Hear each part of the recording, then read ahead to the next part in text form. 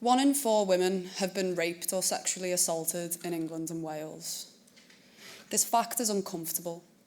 The artwork I will be analysing today is also uncomfortable, disturbing perhaps, in both a visceral and symbolic sense. The image has been censored from my presentation, so the choice to view and experience it is in your hands. Note, however, the luxury of this choice. For many women, recurring memories of assault permeate their everyday lives. Their choice has been stolen, because brutality warns none. My name is Zofia, and I believe that is the message of Anna Mendieta's rape scene. The piece is a coloured photograph depicting the artist Mendieta herself, bent over a table, clothed only in a simple checkered shirt, nude from the waist down. Blood is smeared across the subject's legs and forms a small pool beside her. A tainted garment falls loosely around the ankles. The subject is harshly illuminated in the centre of the scene, somewhat of a spectacle dominating the piece. The face and environment are obscured. There are no arbitrary objects cluttering the scene, nor embellished edges providing refuge for the eye. The viewer is forced to confront the disturbing image exclusively or turn away from the artwork entirely.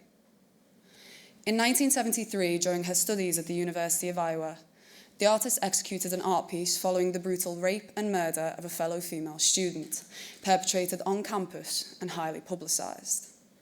In a formidable act of solidarity, Mendieta invited students to her apartment where they encountered the door slightly ajar.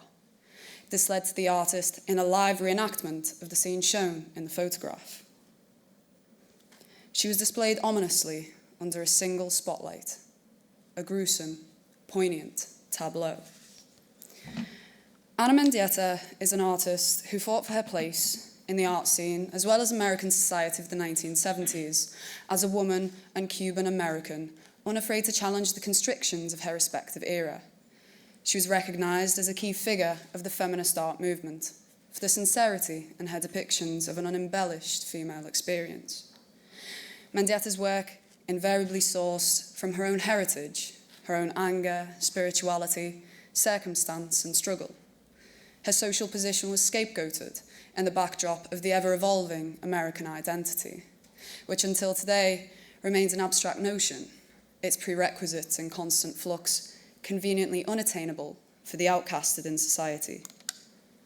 So the essence of the artist's work can be regarded as 2 things, body and earth. She dedicated her practice to presenting these honestly and wholly in the search for her identity. Mendieta believed that woman's place resides in the landscape, that female sanctity was rooted in the environment. Through her earth body works, she affirmed woman as an individual, spiritual being grounded in nature, far from the gendered conventions of the modern world, which viewed woman as the other, as subjugated to man. And by putting herself at the forefront of her work, Mendieta became both creator and creation, subject and object of interest. Through an eco-conscious lens, by enacting brutality upon woman, she is stripped not only of her clothes, but her singularity and autonomy. She is therefore retracted unnaturally from the ecological cycle and falls victim to the corruption of human society and of man. A lack of harmony ensues. This is just one of many lines of thought that can be adapted to the piece. In the context of social norms in the art sphere, I'll now analyse my primary question. Is this feminist art? I find this relevant as it raises 2 points. Not only does it query the socio-political quality of the image, but also its validity as a piece of art.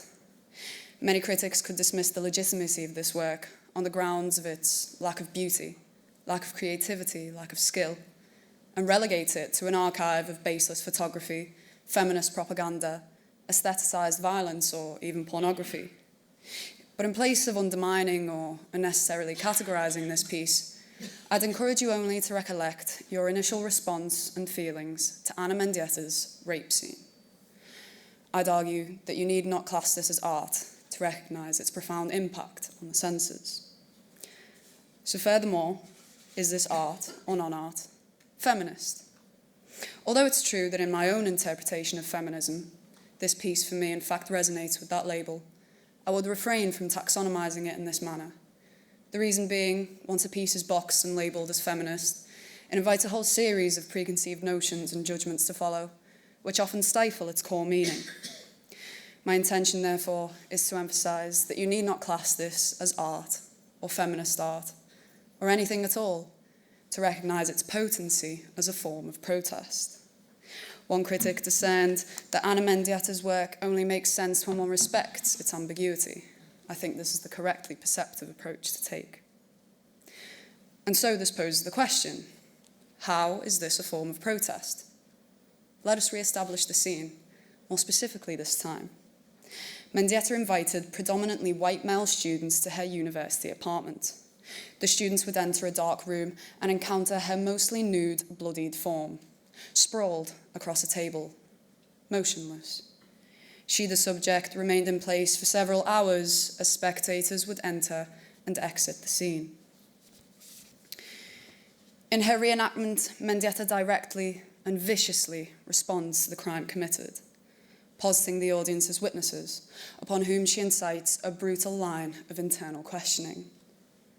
How do I react? Should I help her? Why am I here? What does this mean?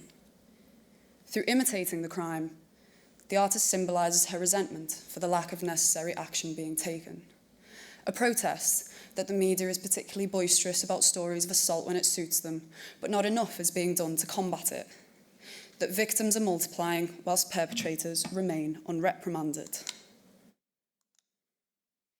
Between July 2022 and June 2023, of all rape cases that were reported, 2% resulted in someone being charged that same year, let alone convicted.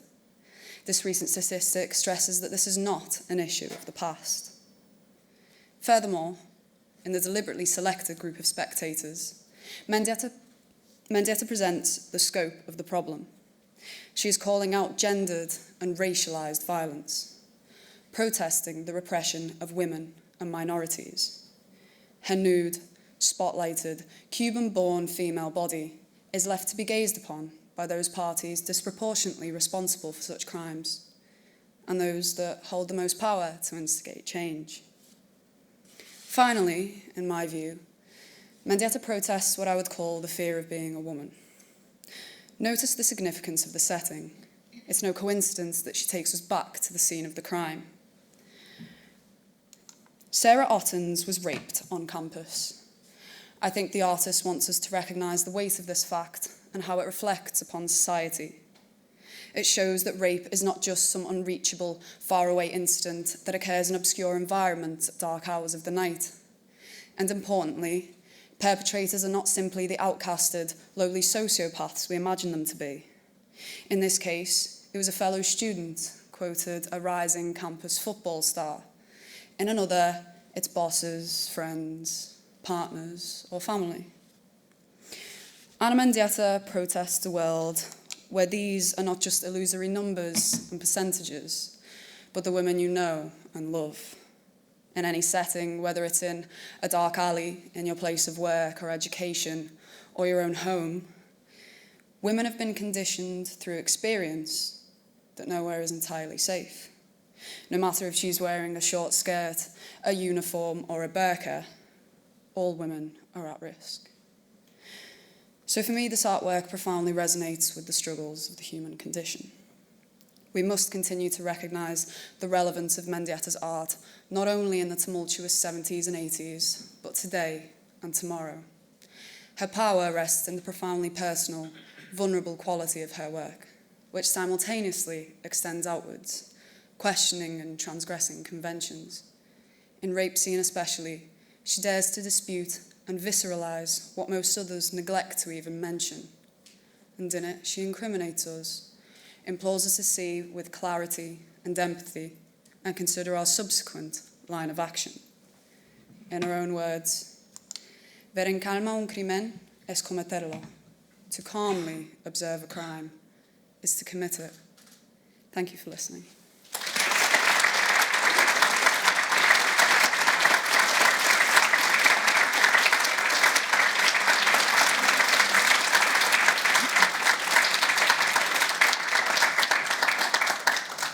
Zofia. Could I ask you if you could tell us, has Ana Mendieta's reputation changed as an artist since her death? Did she become better known or after she died? So I think the context about Mendieta's death is quite important. She was rumoured to have been killed by her boyfriend at the time, which is obviously quite relevant to the themes she covers. I think her work definitely became more popular after her death. There were even protests with signs saying, "Where is Ana Mendieta?" So I think, you know, the amalgamation of sort of all her body of work and the context of her death sort of really strike the chord with a lot of people, and, you know, is the reason that I'm talking about her today, because I think it's really important what she covers.